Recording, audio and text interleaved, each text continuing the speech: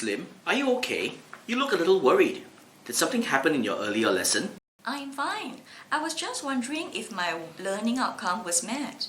I wanted my class to be able to understand how fractions can be represented on the number line. But I'm not sure if my students have understood it. You can consider breaking down your learning outcome into success criteria.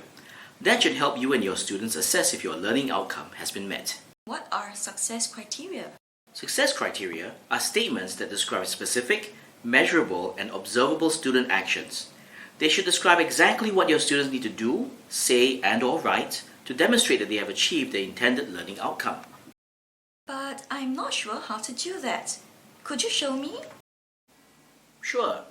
Let's go back to the staff room and I can guide you to craft success criteria from your learning outcomes. I normally ask myself questions to help me unpack my learning outcomes into specific, measurable, and observable student actions.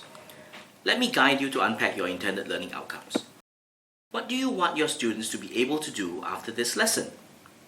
How do we know that your students have achieved the learning outcome?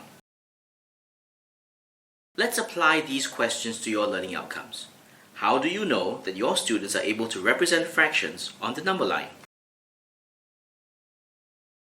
You could use the revised Bloom's taxonomy to guide you in deciding the level of understanding that you want your students to achieve based on your learning outcomes. Look at the Bloom's taxonomy and select appropriate action verbs to guide you in crafting your success criteria.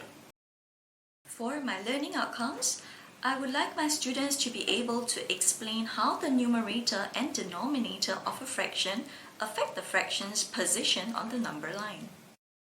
I would also want them to be able to identify the position of a fraction on the number line and state the fraction given its position on the number line.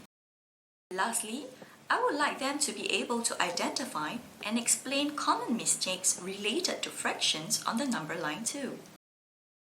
Yes, I think these are good success criteria to demonstrate the students' understanding on how fractions can be represented on the number line as they are specific, measurable, and observable student actions.